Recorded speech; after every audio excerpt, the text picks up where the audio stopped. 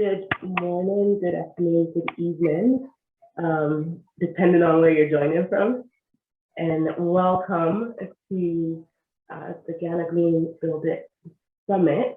For those who have been part of the summit from the beginning of today, thank you for sticking around. And for those who are just joining, welcome to this session. We're the last session, but definitely not the least.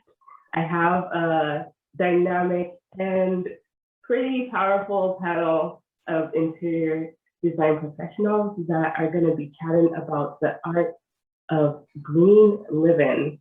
Hello, panelists. I have Jane Ford, the founder of Chica & Co. Hello. I have Kroba Iduse, CEO, Lily Grace Interior.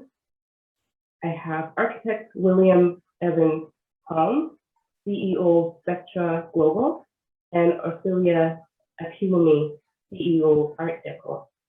I'll allow each of my panelists to give a brief intro of themselves, starting with Jane. Perfect. Firstly, thank you all for having me. I'm super excited to be on the panel today. My name is Jane Ford Matthews, and I am the founder of Chica & Co. So we are a sustainable and ethical furnishings company based in Ghana, but we do export to Europe.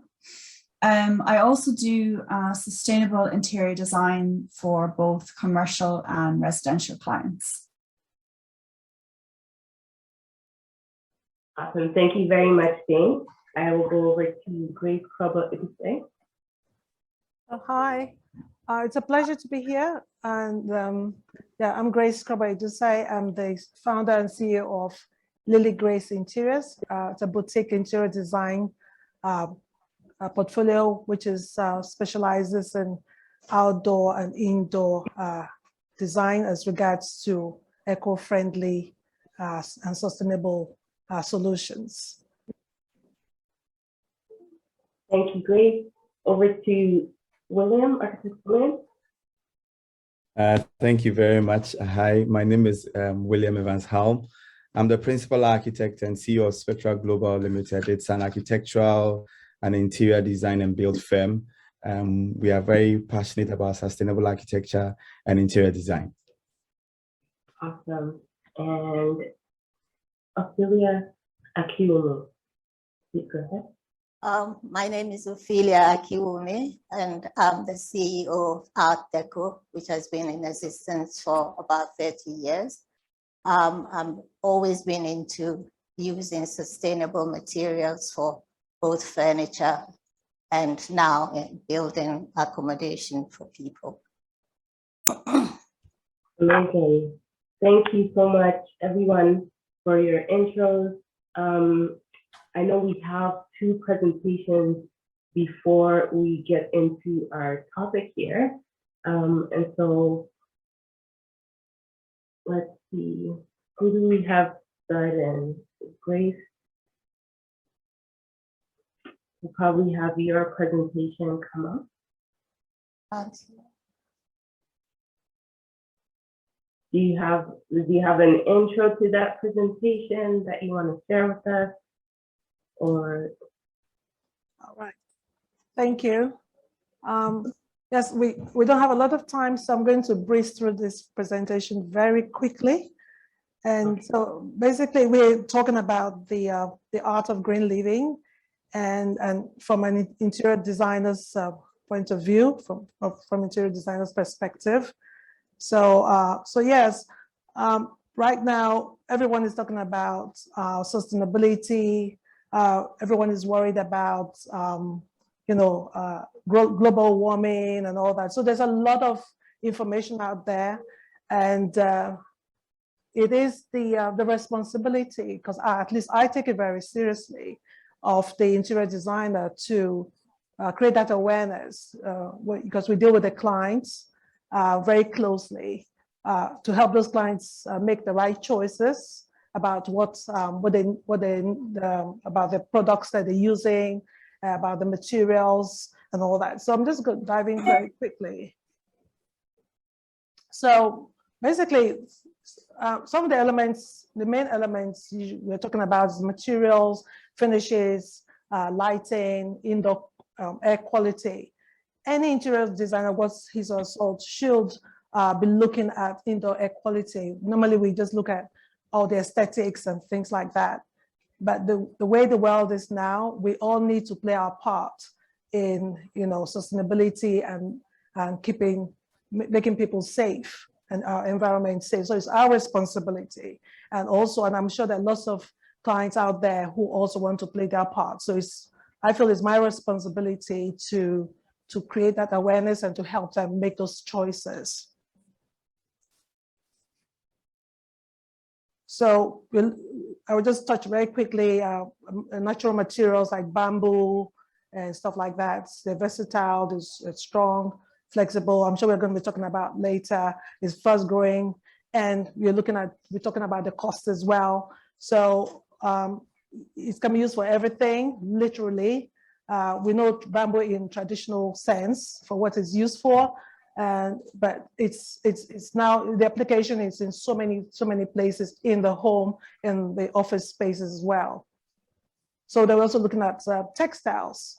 When it comes to materials, we're talking about textiles. There's so much textile around us, the curtains, the blinds, the beddings, and stuff like that. As an interior designer, you want to help your clients help make those choices and look out for certain certifications when they're buying. And even when an interior designer is sourcing materials, especially textiles, you're looking for those certifications. You're looking for products that have less or very, very low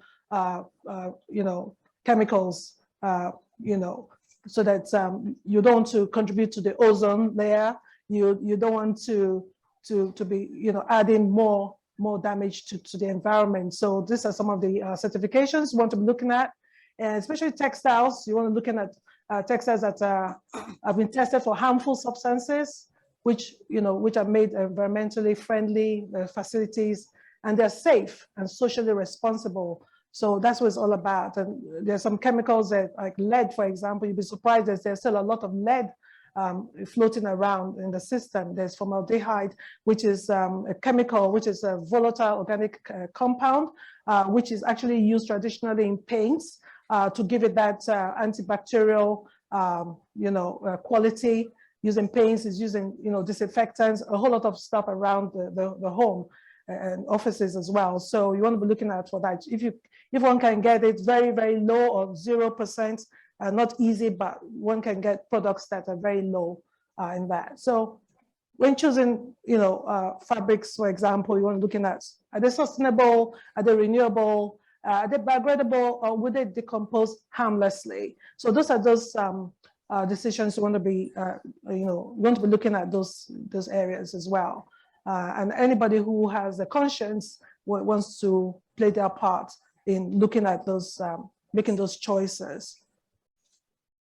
And of course, like everything else, that costs will come into it. And of course, we're going to talk about later, are they more expensive or is it cheaper to buy those things? To make those choices. What's it going to cost to your pocket?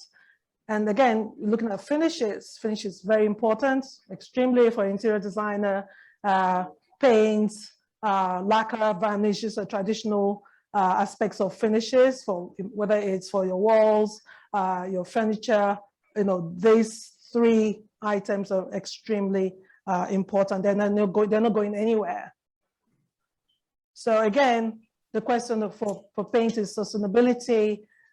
What roles do they play environmentally? And again, what's costs to your pockets, when you're making those decisions.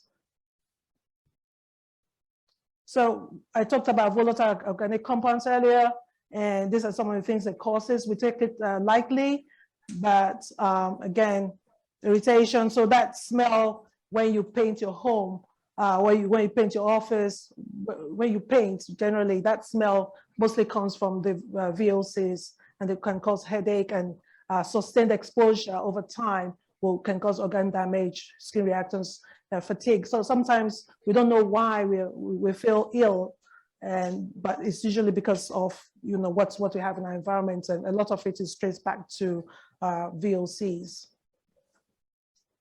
So lighting is so important. Again, whether it's daylight, artificial lighting, we know that daylight is really better. These days with all the built-up environment, we don't have space where a lot of buildings are just being built without regard for, enough lighting. So using artificial lighting, and really not the best way to go. But I'll tell you, daylighting is extremely important. It's an indicator of daytime. It's a signal for seasons and times and seasons. So daylighting is really good for you. We know that vitamin D comes from sunlight, and if you're going to get as much as you can, even through your window, your home, it's good for your mood as well. So again, relying on artificial lighting is affecting us psychologically, making us not to be so productive, affecting us, insomnia. Lots of people have insomnia, and they're wondering why. And if they were to look at their lives, they'll see that it's usually the artificial lighting at work, especially. We're exposed to lighting for long periods of time. So advantage of daylight will be improve vitality, because serotonin, for example, where people are taking serotonin tablets when they have bigger windows and and all that, and then of course we have decreased daytime sleepiness and less stress and shorter hospital stays if we had to have more daylight exposure to daylight, and of course 30% reduction in poor sleep and mood disorders if we'll just get half the daylight we need. So again, you want to use functional lighting. You want to use lighting exactly where they're needed. And I work with lighting designers. When we're designing a home or space, we're looking at how much lighting does this property really need, and that calculation is made. And you don't want to use too much or too little. You just want to use just what is enough. So smart lighting, using technology and using appropriate lighting where it is needed, exactly where it's needed. And of course, we want to, so as an interior designer, you're helping your client to make those choices. So big deal, indoor air quality is so important now. Any architect or interior designer, what's a SALT will be looking at indoor air quality when it comes to design. So extremely important to be improving it. And that's, how do you improve it? Basically, just by reducing indoor pollutants. And those pollutants come from all the products, materials, finishes that are around us. And so making those informed choices. So when you make up your mind to say, look, I'm designing this property, we need to make sure that the indoor air quality, not just the beauty of the furniture or the environment, so indoor air quality is extremely important and should be incorporated in design. So looking at most indoor air pollutants and their sources, mostly looking at biological, will be from bacteria and from bugs around the home, which emits poisonous gases. Of course, the carbon monoxide from your gas stoves. You can't see the gas, but it's poisonous. So you want to have a well-ventilated kitchen. And of course, formaldehyde, again, we talked about, which is the VOC, which is common in the paint and wood. And of course, there's lead in the ozone. And of course, we have nitrogen dioxide, which comes mostly from poly-maintained appliances, and especially water heaters. So this, making sure, choosing the right appliances is very important. And of course, residents should be looking at maintenance. Of course, we're looking at pesticides as well. So that's extremely important. So how do we improve air quality? We're talking about green. Lots of people think that green is all about putting plants around. Yes, it's an extremely important part of it, but it has to be done with purpose. Knowing that I am putting these plants here to obtain this particular quality for the air in my bedroom, put in the right plants as well. So using keeping your works clean and all that. So So yeah, these are the plants to use, peace lilies and things. So thank you very much. My time is up, so we're going to get quickly straight to our discussion. Thank you. Thank you very much. That was info-packed. That had a lot of information in there that I'm sure most people are gasping at some of the things, because especially when it comes to health, right? Because people don't really make that correlation between the things we put in our house and how it affects us physically, mentally, emotionally. Talking about sunlight, air quality, all these things come together to make it a healthy home. And that's exactly what we're trying to achieve. Thank you so much, Grace. That was very insightful. Before we go any further, because I know, Jane, you have a presentation as well, if I'm not. Okay. Just for anyone who's just joining us, we're talking about the art of green living, and we're talking in relation to the home, office, and public spaces. We're looking at how interior design has an effect on our health, the environment, and just our spaces around us, right? Now, what is green living? Let's go back a little bit and describe what green living is for our audience. Can we start with architect William? Well, thank you very much, Diela.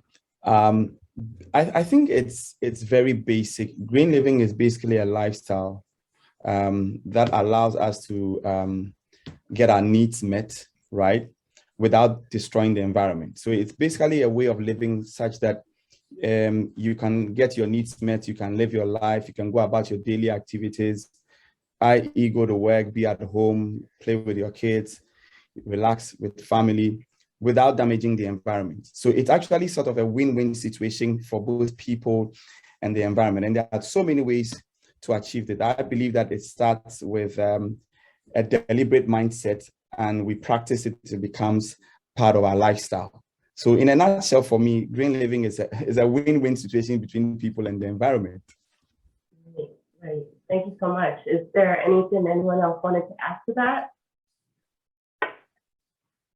I'll leave it open. I would just add that I think, you know, because it encompasses so much, that we can often get so overwhelmed. And I think people don't know where to start. They're thinking, you know, am I green because I, you know, recycle? Am I green because I use clean products in my home? And I think there's not one, you know, one answer to that question. It's not a binary, right? There's so many different versions of what sustainable or living green could mean to you and could mean to us as interior designers. So I think, you know, that feeling of getting overwhelmed, maybe like my advice to that would maybe start with one thing and then, you know, attack different things. You know, once you've felt like you have that one thing nailed, you know, nail recycling or nail reuse or nail clean products, or if you're an interior designer, like start with one small thing so you're not feeling so overwhelmed by being constantly green, you know. Right. I think that's a great point, because it is overwhelming when people hear green living or sustainability, especially. People are like, Yeah. oh, this is a little above maybe for companies or for bigger entities, not for the individual. So that's a great point. Thank you, James. Ophelia, do you have anything to add to that? Basically, I think it starts from the actual building before you actually live in a house. It's using the kind of materials that are sustainable, using that affect, you know, have very little effect on the atmosphere. We're into building with concrete and steel.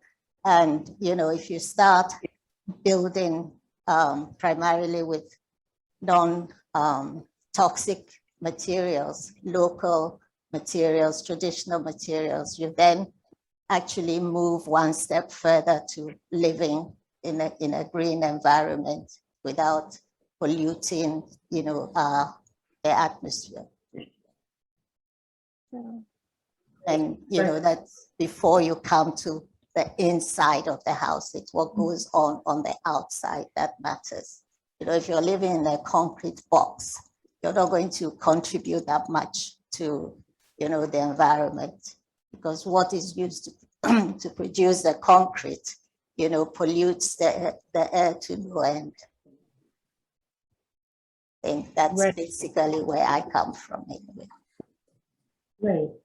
Thank you so much. And we're going to come around to that as well again and talk about what people can do now in the houses that they're in or the offices that they're already in, because we have people who want to live green but are already in a space, and how they can make that space that already exists more green, right? And then also, as Ophelia, you said, it does start from the design, start straight from the beginning, and then the things inside the house add to that greening up of the space.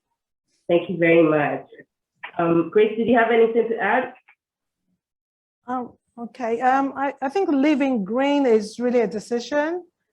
And like Jane said, yeah, you don't want to get overwhelmed.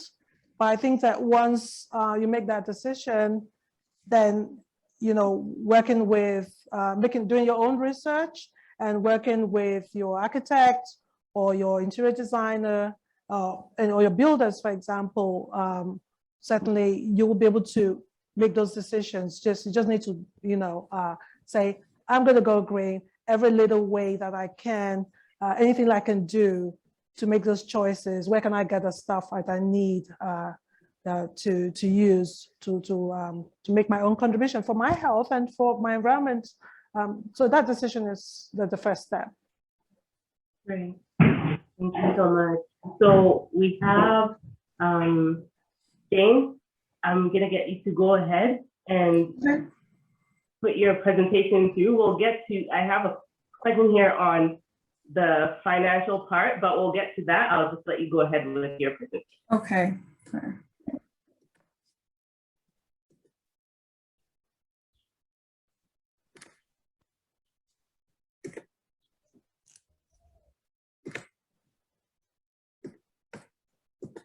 Can everybody see my screen?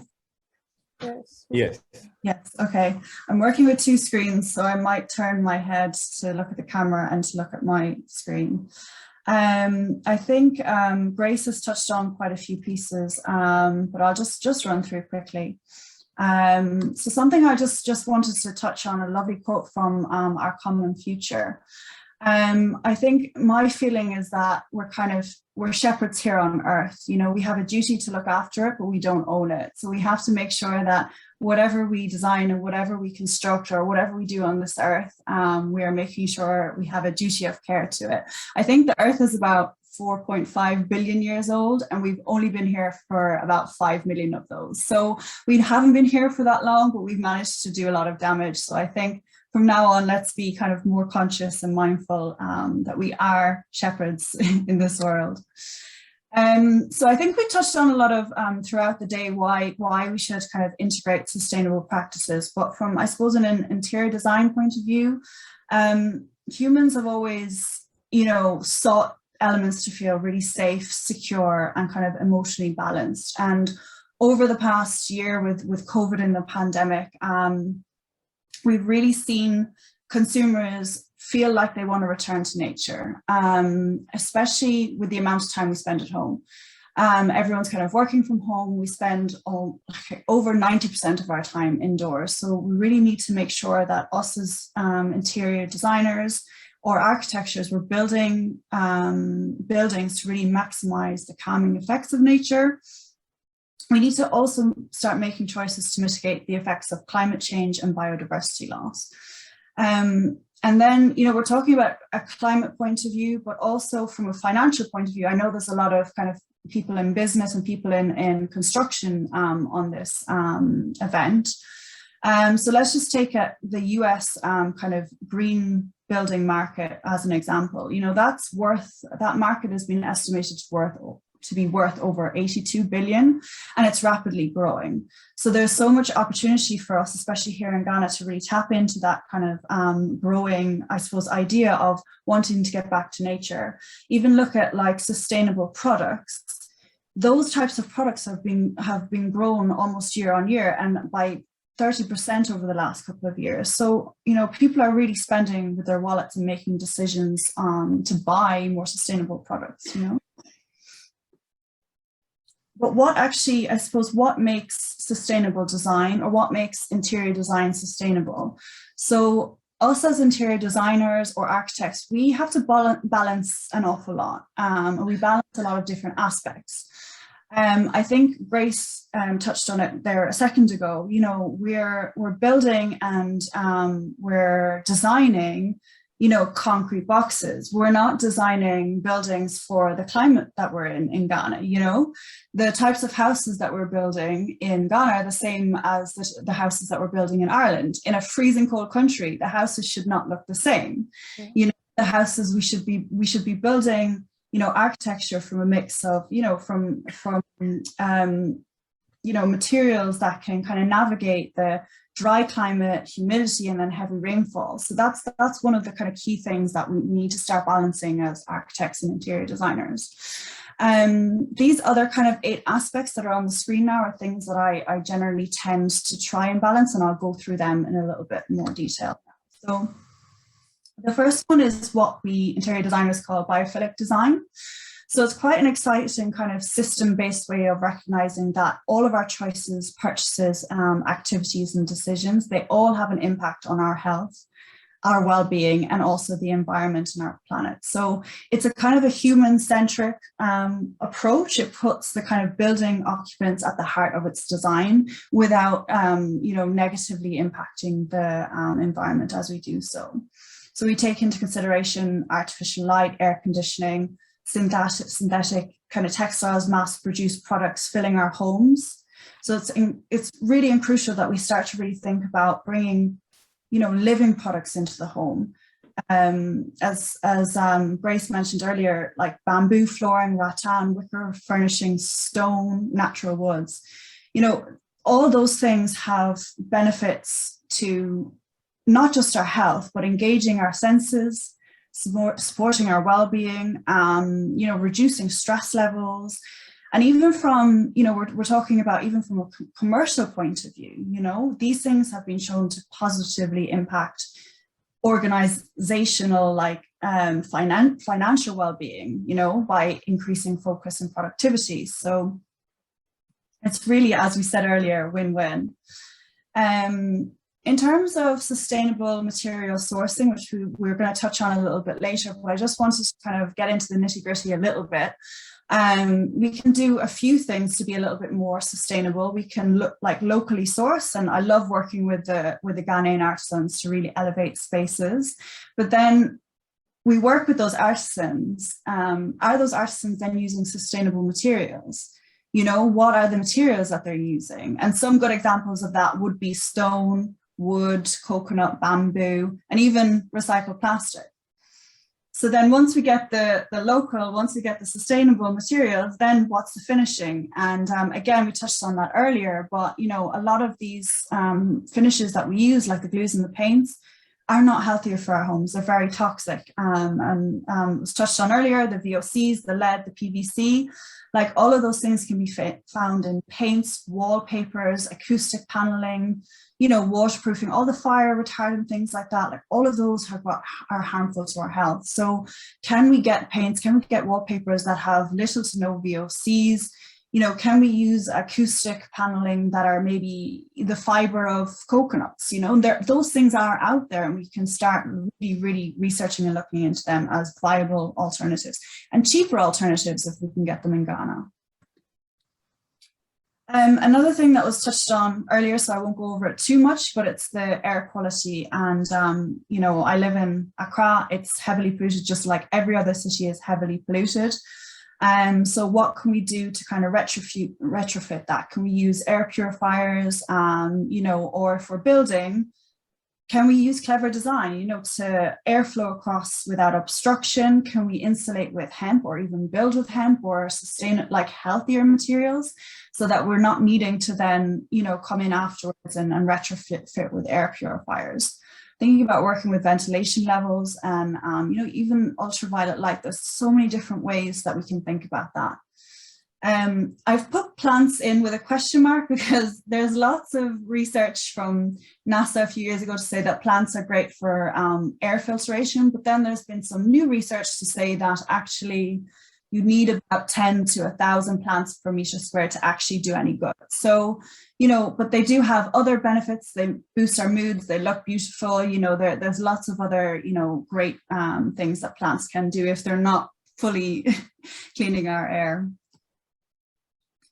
Just want to touch on water saving. So a big thing for me and what I do if I'm working with architects is work out a way to kind of either use alternative water or collect and use their grey water. So this is a great illustration that kind of shows that maybe the water that we use from our showers, can we reuse that, you know, and flush our toilets, or can we reuse that for watering our plants, you know? How can we save water without, you know, compromising the environment? You know, other things that I'm looking at are things like water timers, sensors, systems that just use less water. Another kind of maybe cheaper version of this, if we're not looking at water reuse systems, or if we have a garden, instead of, you know, plants that need an awful lot of water, how about looking at, you know, things like fauna, cactus, even the little succulents? Like, think about using different types of plants in your garden so we're not using as much water. Oh, sorry. There we go. I'm going to skip that one because we don't have much time, and I'm just going to go on to design purpose because I think this is really important. It's a big part of my ethos and methodology is the relationship between architecture, history and cultural connections. I really believe that the inside should mirror the outside. And I think Ghanaian architecture can serve as an amazing inspiration to us. And I think that when we're talking about green and healthy homes, I really feel like our space should be a true reflection of who we are. And in Ghana, we have a wealth and abundance of cultural references. And I think that's kind of key to a healthy and also a green home, is be able to referencing that. I think there was a mention earlier as well as, you know, thinking about traditional methods. You know, I spent a lot of time going outside of Accra and, you know, visiting, you know, smaller towns where they would build with old clays and things like that. And I don't know if you've ever been inside of one of them, but they are super cool.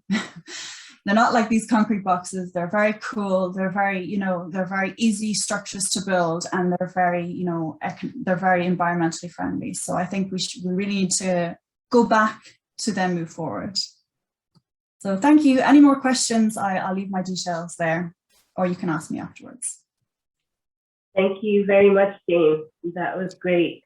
And I love that you talked about stewardship of the planet. That's a huge one that I think will start to change, or hopefully will start to change the minds of people, in the fact that it's not just that we're living here now, but we're thinking about future generations.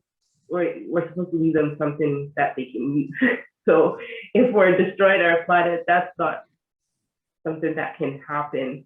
And it's definitely the things that we decide to use in our daily life contribute to whether we're making the planet healthy, our homes healthy, ourselves healthy, or vice versa. So thank you so much for that. Architect William and Ophelia, did you have anything to add to the portion of us being able to, I guess, green up our homes, offices, public spaces in regards to materials, lighting, finishes, and air quality?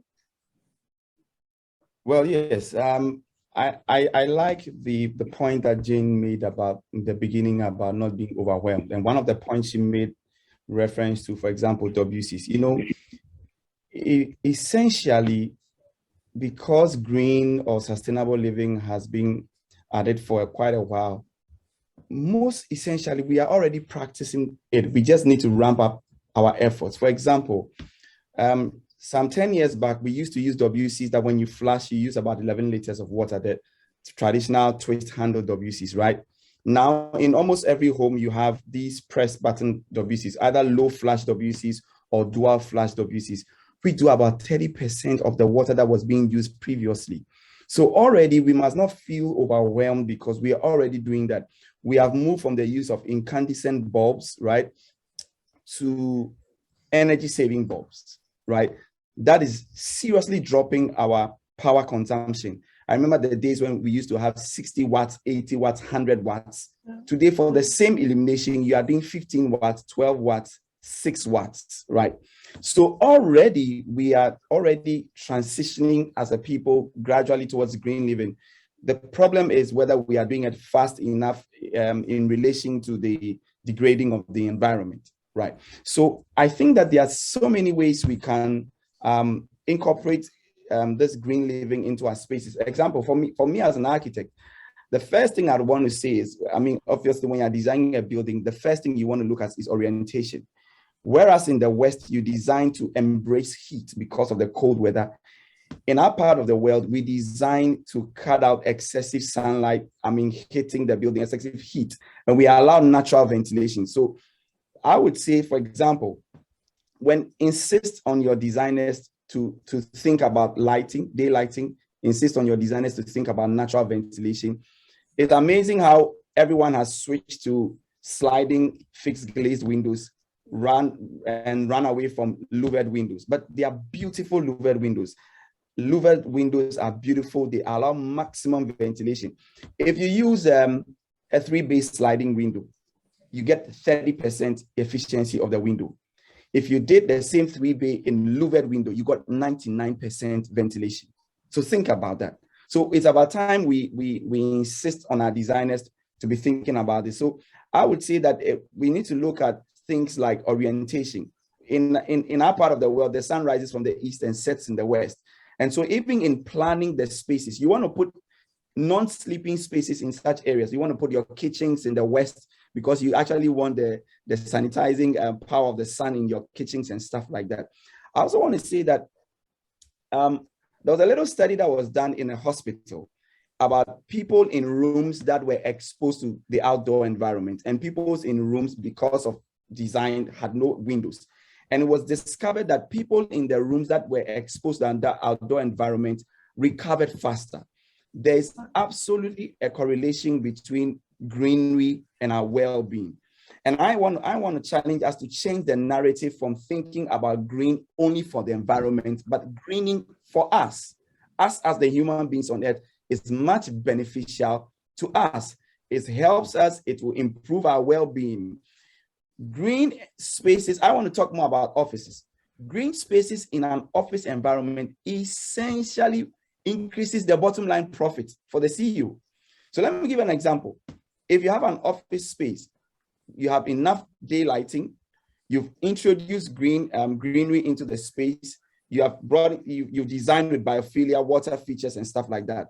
Research has shown that this improves cognitive ability, right? Reduces stress, reduces the speed at which you get tired, and therefore improves productivity. When workers are more productive, they produce more. And what happens to our bottom line? So living green is not only for the benefit of the environment. I think it's about time we see that it is beneficial to us as human beings, us as a people, not only the environment. That's why in the beginning I said it's a win-win scenario. So simple things. Grace has talked about low VC paints, and I just want to give example. For example, if you're using water-based paints, and it's available on the market, use water-based paints. They have less volatile organic compounds than oil-based paints, right? So they are simple, non-expensive methodology to live green. We talked about people living in concrete boxes. The reality on the ground is that, look, tropical houses require more space. You have to have either a T plan, an H plan, an I plan, have linear plans to maximize ventilation. And because of cost, we are doing compact houses, right? But we can introduce skylighting, which brings in daylighting into the space. So if you can introduce daylighting from the side in a room where, let's say, other rooms are around it, you can do that from the rooftop. It's about time we begin to think about courtyards. Back in the 60s, a lot of houses had courtyards that allowed you to bring daylight into the house. And I think it's about time that we insist on some of these design features from our architects, from our interior designers. And these are little things that we can do in our homes, in our offices, and they're actually proven facts that they improve our well-being, they improve productivity, and it actually gives a better quality of life. Thank you, Architect William. I wanted, Ophelia, can you please touch on the cost involved in going green or living green, or in regards to interior design? Because I see quite a few questions here on cost. It's one thing to talk about all these solutions, but can people afford living green?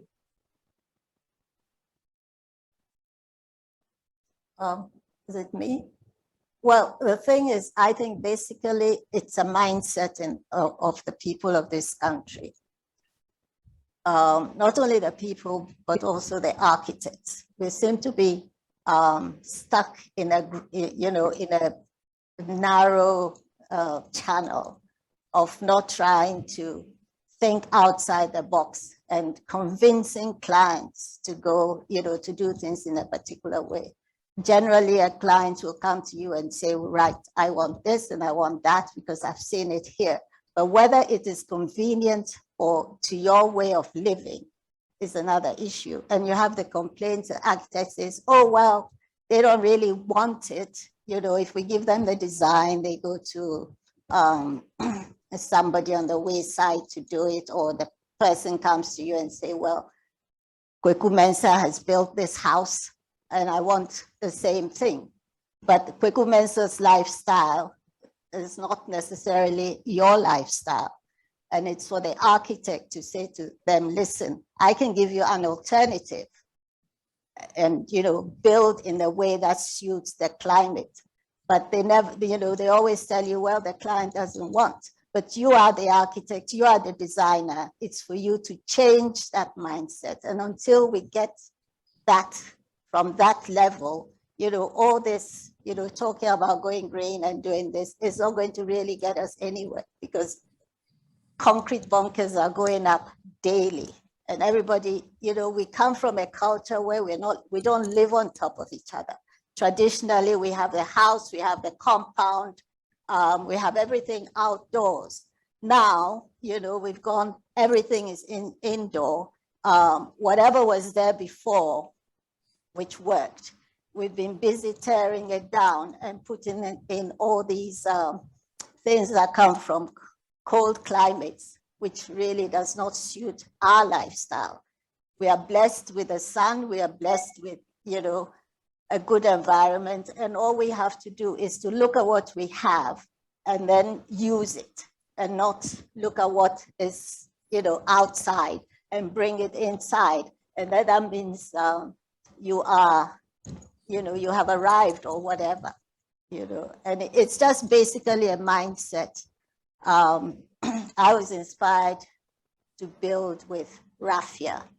Now, I saw this, I passed by a residence, a hotel, and I thought, oh, what a beautiful thing. Somebody has actually built with timber. My first impression was that it was timber.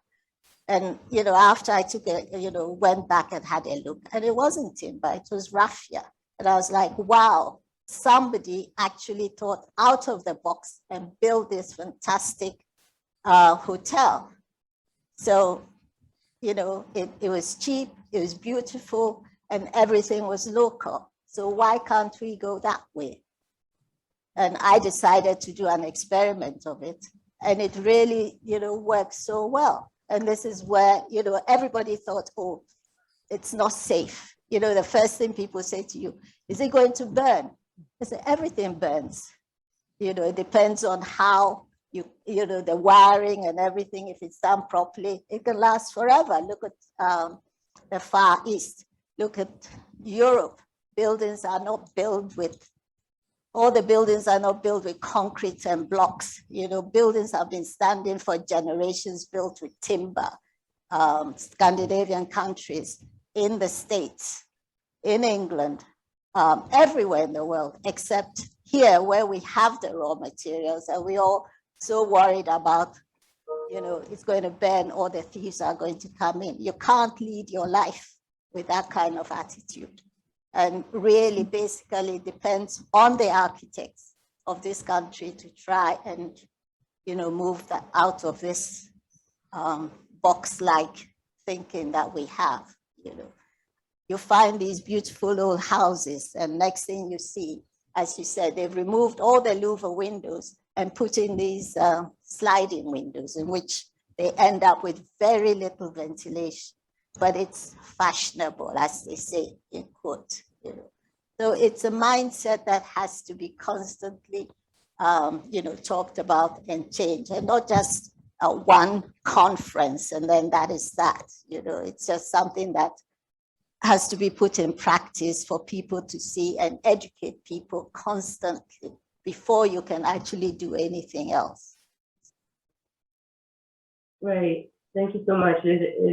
You touched on mindset, which was one of the things that someone had mentioned. I think it was Kojo and Info had mentioned in there, that the elephant in the room is societal attitude towards these things, right? So it does start from creating an awareness that there is value to switching to a green lifestyle, not just because it's a trend or something that's happening right now that everyone is doing, but because it does have long-term positive effects on ourselves, our health, the environment, and long-term our finances, whether it be your own space, an office, or public spaces, for sure.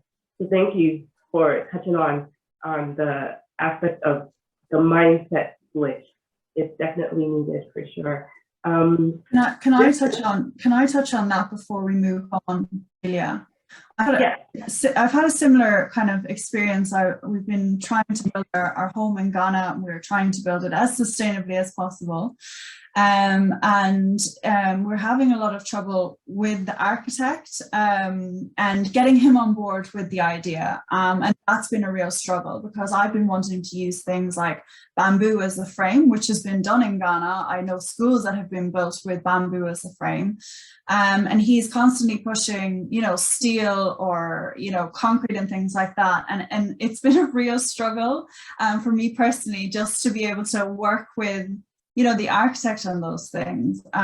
So yeah, I would second, and I would love to see your home made from raffia. That sounds amazing.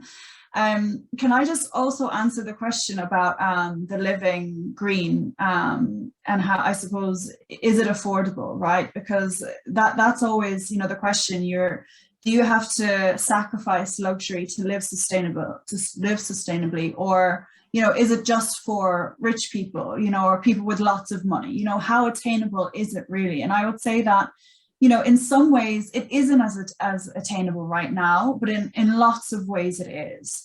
So one of the biggest things that I want anyone who isn't an interior designer or a builder to take from this conversation is you can source the most beautiful things locally.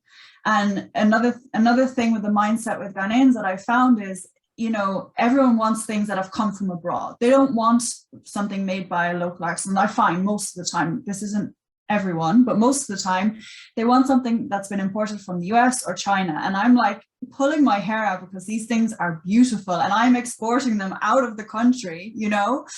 I think there's so much value in what is here and what people are making here in the products that you have here. And they're usually way cheaper than anything that's imported.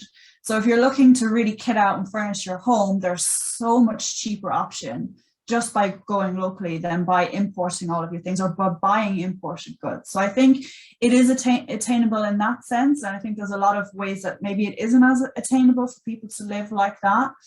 Another thing I just want to touch on before we move on is this whole idea of a healthy home and the products that we use within our home. So we've built our home, we furnished our home, and now we're living in our home. You know, what things are we using to clean our home? And that's a really cheap way of getting a healthy home. You know, throw out all of the bleaches and all of the toxic chemicals and just go back to the old ways of using white vinegar, baking soda, liquid soap. You know, they're the things that are healthy and all the things that you need. And it's a cheaper alternative and cheaper way of living in a clean, healthy home, you know, instead of buying all of these expensive things, use the cheaper, healthier things for your home. Great. Thank you so much, Jane.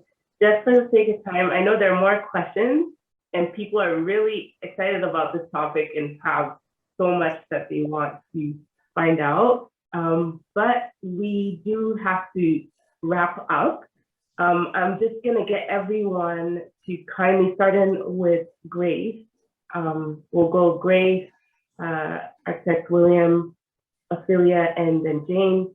What is one thing that our listeners can take with them as they leave this conversation that they can apply to their life, just starting from now? That isn't, like you said, Jane, that won't bring that overwhelm, right? So one thing that you think they can do to start living a green life. Over to you, Grace. Yeah, thank you. It's been amazing. I would like to speak that I know we have different kinds of people watching us right now and listening. I'd like to talk to regulators, like I said, governments, and because they make a lot of decisions. We'll talk about regulations concerning building permits, what they allow into the country, and so I want to speak to them that they should do the right thing to protect us, to protect the environment, to protect our country. And I'm also talking to individuals. I want people out there to do the research, have an open mind, speaking to fellow professionals. I want you to sell the idea of living green to your clients. They will take it. You got to just make them understand it, and once they understand it, because when we talk about sustainability, it's not just things around us. What are our children, our grandchildren, our generations to come going to be alive? Are we going to make ourselves extinct? So we need to be around, for our offspring to inherit the earth.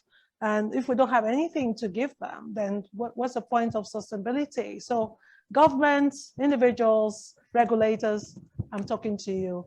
Let's do green living. Thank you. Thank you, Grace. William? Thank you very much, Diela. I just want to talk about one word: motivation. You know, people get motivated or charged up to do something when they are really motivated, when they have a reason to. And what I want to say is that living green is not only about the environment. It actually benefits you, the individual, more. Many times in economies where people always say, oh, look, hey, people have money in the West, they are thinking about green. Look, when we have money, we'll think about that. But living green is not about only the environment, it's about your health. So what I want to say to people is that understand that living green is about improving your health and your well-being, and therefore be motivated to live green too. It's not expensive to start living green, right? So I want to give some comparisons. Louvered window against sliding window. Rainwater harvesting to wash your cars and to water your lawns against use paid water. Bamboo furniture against imported steel furniture, right? Natural ventilation against paying for AC every time. Living green does not have to be expensive, all right? So these are the two takeaways that I want our viewers or everyone who is watching or who is tuned in into this to take away. One, living green is also about you. It benefits you as well as the environment. It's not only about the environment. The focus is not only on the environment, the focus is on you, your well-being, your children. And then secondly, it does not have to be an expensive venture. Thank you. Thank you, Architect William. Ophelia? Well, our parents and foreparents lived in a green and sustainable way. And we, the later generations have come and changed it around. All you have to do is to look around Cape Coast, Accra, Jamestown and everything. These buildings were there. And, even in the colonial days, the buildings that were put up with the idea of ventilations. There were no air conditioners. Buildings were, all the buildings had high ceilings, jalousie windows, and there was constant flow of air. We have just, imported what happens in the West and brought it down here. And, it's not expensive. It's not rocket science. Just go back to your roots and, everything will work out. Amazing. Thank you so much. Jane, any last words for us? Last words, I would say I second what everyone has already repeated, but and I want to just reiterate that I feel the quickest and easiest way without feeling overwhelmed is start by sourcing locally. Work with locals, work with local materials. They're in the environment for a reason. They're around us for a reason. The local materials are what will work with the environment. So instead of importing and using different materials that are not native to Ghana, I would say that's the first thing. And then if you're not an interior designer or a builder, if you're just looking to live in a greener home, start with looking at your cleaning products. I read Michelle Gundahan's book.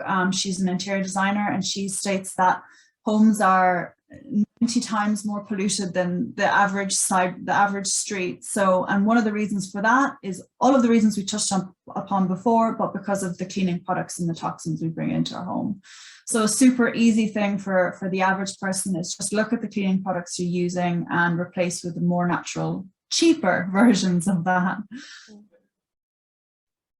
Thank you, Jane. Thank you, Architect William, Ophelia, and great. You have brought a wealth of knowledge to this conversation, and I'm sure people have a lot of takeaways to go away with.